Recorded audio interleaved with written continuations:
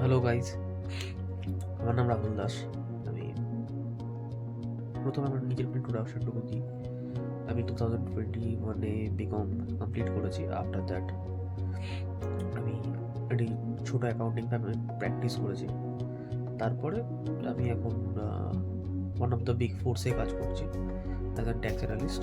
ওকে, so আমার এই ভিডিওটা করার পার্সপেক্টিভ একটাই, যে দেখছি সবাই মানে বিকমটা তো প্রচুর ছেলে মেয়ে করে, যারা মানে অ্যাট দ্য এন্ড ভাবে যে সায়েন্সটা খুব টাফ, আর্টসটা করে খুব একটা কিছু হবে না, তো মাঝখানে কি পড়বে, কমার্স। তো বেশিরভাগ লোক যারা মানে খুব একটা জানে না, যাদের ফ্যামিলি তারা ফার্স্ট জেনারেশন গ্র্যাজুয়েট হতে চলেছে, তাদের বেসিক্যালি আমি দেখেছি অনেকেরই জিনিসটা এটা হয় যে কোনো মতে বিকম দিকে ঢুকে পড়লো বা বিবিএ এই কাইন্ড অফ জিনিসগুলোর দিকে ঢুকে পড়লো। যে কিছু কিছু লোকের আবার আছে যে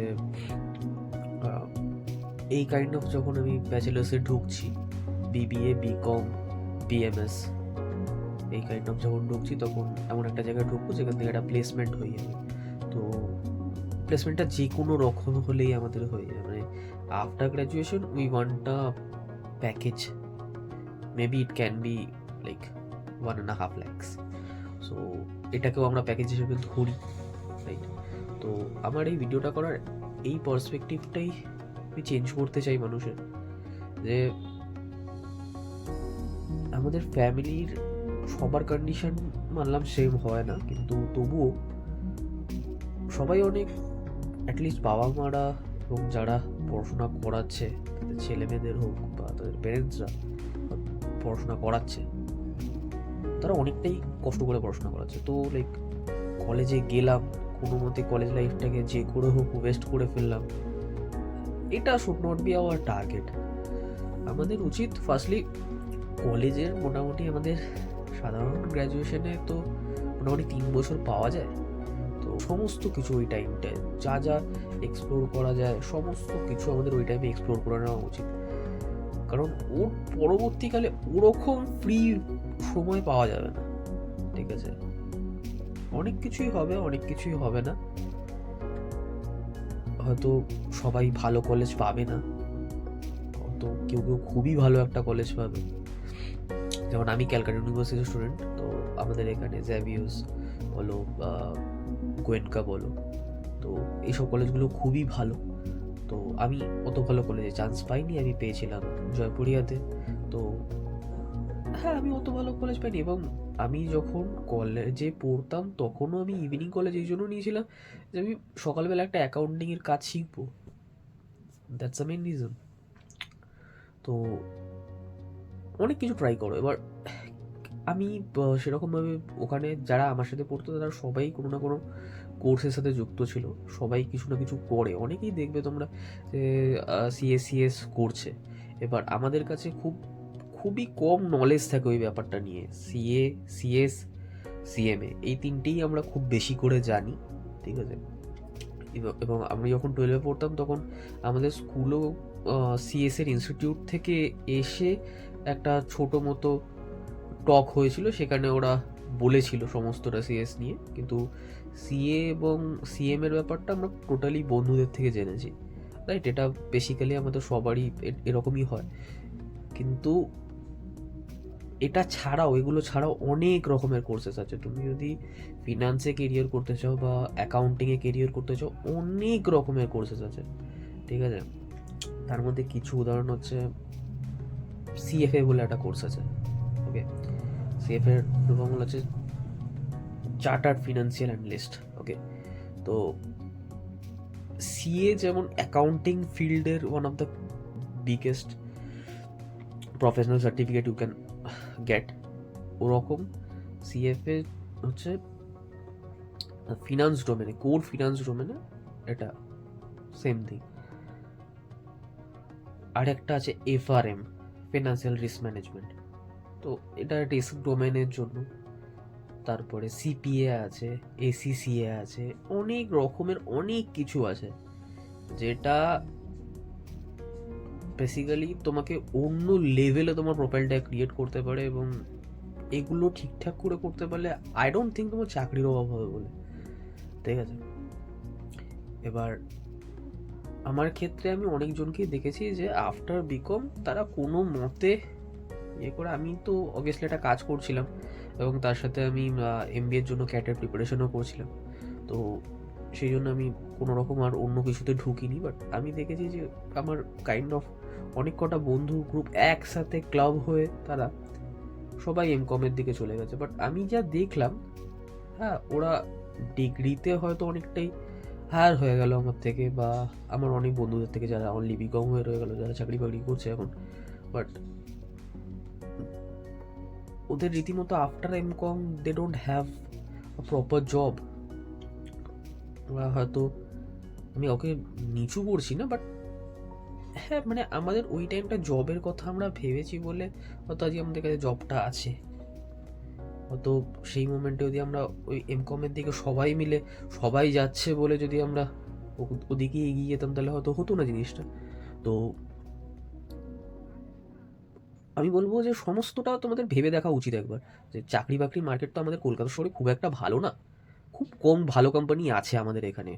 খুব বেশিরভাগ বড় কোম্পানি, বেশিরভাগ সারা ইন্ডিয়াতেই সব থেকে বড় এমপ্লয়ার হচ্ছে টিসিএস।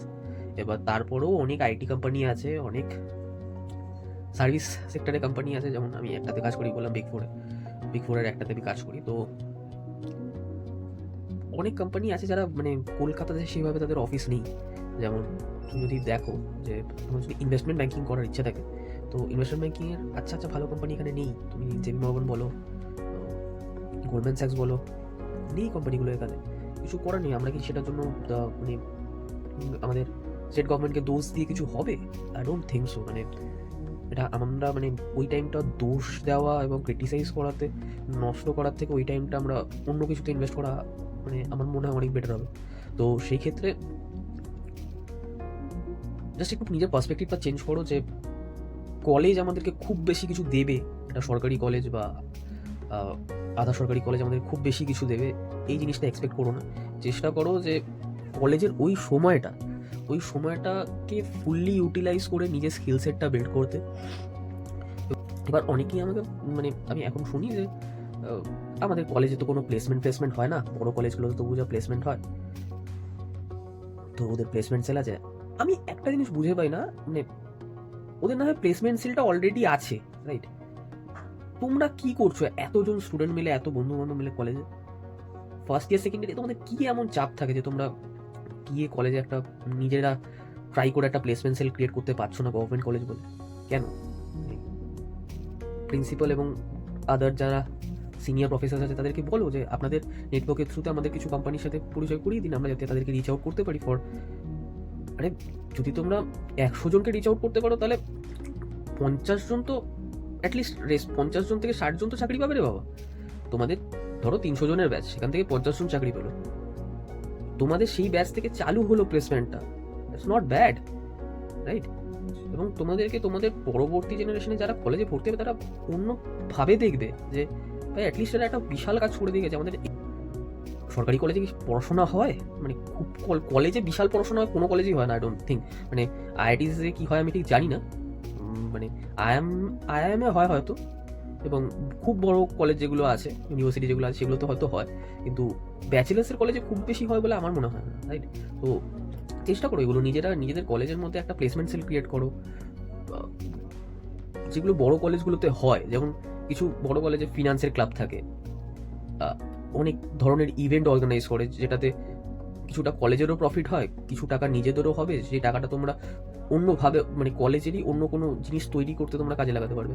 যেমন লেটসে তোমরা একটা কালচারাল ক্লাব করলে, ঠিক আছে? কালচারাল ক্লাব করে সেখানে লেটসে 6 জন কি 7 জন থাকলো, এবার 6 জন 7 জন মিলে পুরো একটা বড় ইভেন্ট করলে, বড় ইভেন্ট থেকে তোমাদের যে মানে যাদেরকে ইনভাইট করলে তাদের একটা অ্যামাউন্ট চলে গেল, টুকটাক এক্সপেন্সেস তোমরা সব কিছু বের করে দিলে, যে অ্যামাউন্টটা থাকলো সেটা দিয়ে তোমাদের ফ্রেশার্স হয়ে গেল,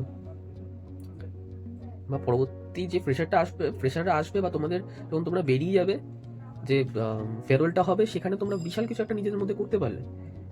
অথবা তোমরা লাইব্রেরিতে কিছু বিশাল ভালো ভালো বুকস ডোনেট করে দিয়ে যেতে পারলে।